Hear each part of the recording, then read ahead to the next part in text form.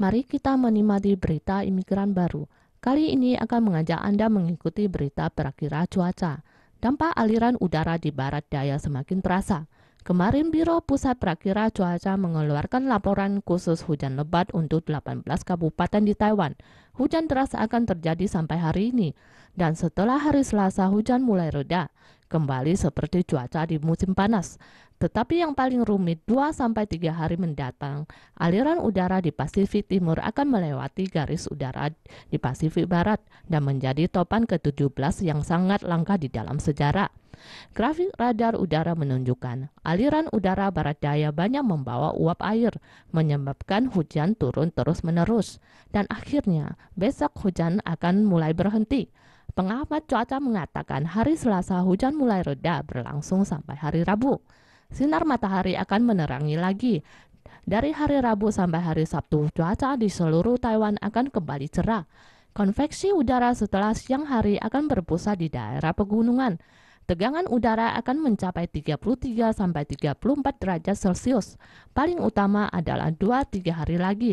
Aliran udara di Pasifik Timur akan melewati garis udara di Pasifik Barat dan menjadi topan yang ke-17. Karena fenomena El Nino, kenaikan suhu di Laut Pasifik Tengah menghasilkan banyak sekali topan, juga berkesempatan besar melintasi garis pergantian hari. Tetapi dalam sejarah setahun hanya terjadi 1-2 kali. Namun karena jarak lebih dari 6.000 km dari Taiwan, kemungkinan topan menyerang melewati batas ini cukuplah minim. Laporan reporter Taipei.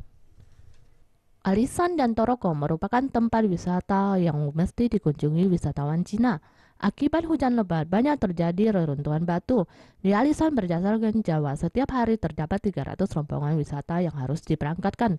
Pemandu wisata mempertaruhkan nyawa untuk mengantar rombongan ke gunung. Di perjalanan ada juga reruntuhan bebatuan yang menghantam kendaraan, sedikit saja menyebabkan korban jiwa. Seorang pemandu wisata dari Hong Kong bermaksud membawa rombongan untuk menikmati pemandangan di Taruko, tetapi dihantam reruntuhan batu sampai pingsan. Sebenarnya setiap hujan lebat ataupun topan datang, biarpun Taruko maupun Alisan, pemandu pasti mengerti akan terjadi reruntuhan batu. Promotor wisata Cina Taipei Feng Shufang mengatakan kita tidak berdaya, tetap harus mendaki gunung. Telah menandatangani kontrak dengan Biro Jasa Cina, terkecuali wisatawan yang mengundurkan diri, sebaliknya tetap saja harus berangkat seperti rencana. Cukup Alisan saja setiap hari terdapat 300 rombongan wisatawan, tetapi hujan lebat mana ada pemandangan yang indah. Ada bebatuan tajam yang menyebabkan roda meledak, ada juga batuan besar yang jatuh dari atas dan menghalangi jalanan menyebabkan bis harus berputar arah. Ada bis yang tidak sempat mengerem dan langsung menabrak. Ada juga yang menghantam wisatawan. Yang paling disesalkan para pemandu wisata. Pemerintah hanya mementingkan bidang pariwisatawan tanpa mempedulikan keselamatan. Seharusnya dibuat larangan untuk tidak mendaki menghindari terjadinya bencana. Laporan reporter Taipei. Epidemi demam berdarah Dengue atau DBD semakin menyebar di Thailand. Wabah serius di Thailand mencapai 2.872 penderita. Pasar Loa Shimen berhenti berdagang selama 4 minggu. Kemarin baru aktif kembali, tetapi hari ini di pasar berhenti dan berdagang lagi. Pedagang sangat marah, sedangkan di Bintung ada masyarakat yang sembarangan membuang sampah di jalanan mengundang banyak sekali nyamuk. Masyarakat sekitar khawatir juga akan menderita demam berdarah. Pedagang sangat marah. Pasar Loa Shimen di Thailand akibat DBD di pasar berhenti berdagang selama sebulan.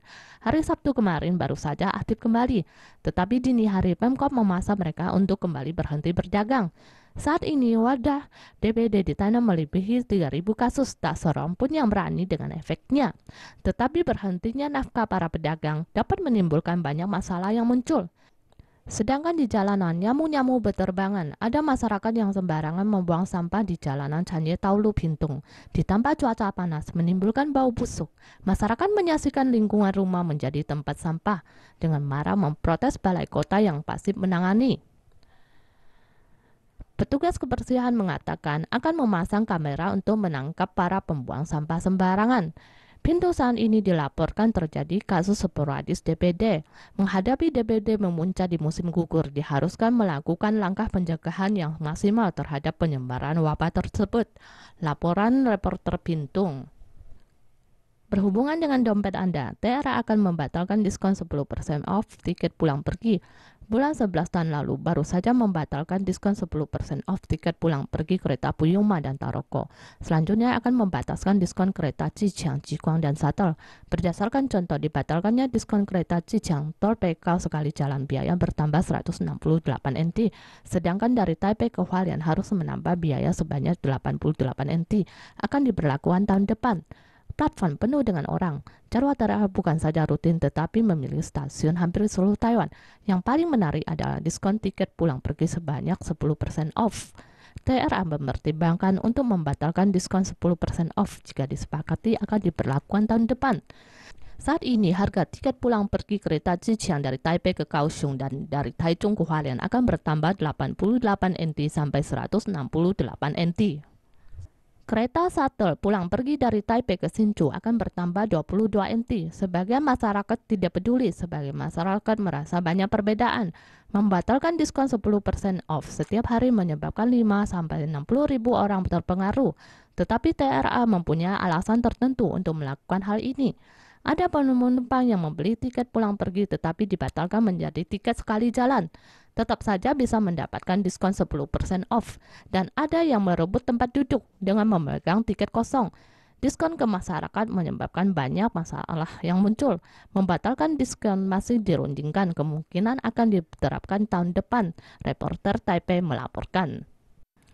Mengenai pemilihan presiden tahun 2016, ada stasiun TV yang mengundang 3 capres dari KMT, DPP, dan PFP untuk menghadiri perdebatan pertama.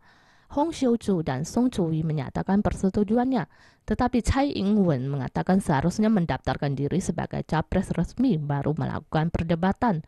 Dengan ini, Hong Xiuzhu mengkritik jalur yang diemban Tsai Ing-wen masih kabur.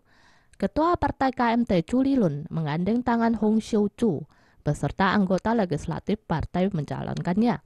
Bersama-sama menciptakan suasana persatuan di dalam partai KMT itu sendiri. Berhubungan dengan akhir pekan, Hong Xiuzhu mendampingi Chu Lilun menarik suara di New Taipei City. Berhubungan dengan akhir pekan, Hong Xiuzhu didampingi Chu Lilun menarik suara di New Taipei City. Hong Xiuzhu juga sepakat menghadiri undangan stasiun TV di perdebatan calon presiden tahun 2016 putaran pertama. Demikian juga Song Chuyi. Tetapi capres PDP Tsai Ing-wen merasa tidak perlu tergesa-gesa. Dia mengatakan debat presiden perlu dilakukan dan kita telah bersiap, berharap akan dilaksanakan setelah melakukan pendaftaran. Hong Xiuzhu mengira jalur yang diemban Tsai Ing-wen masih kabur, yang menyebabkan munculnya berbagai alasan penolakan. Tetapi Partai Hijau menduga polling Tsai Ing-wen yang memimpin tidak perlu memberi kesempatan kepada penentang untuk menarik suara, tidak bertindak mempertahankan profil tertinggi. Dengan begitu, ada kemungkinan perdebatan capres tidak akan secepatnya berlangsung, laporan reporter Taipei.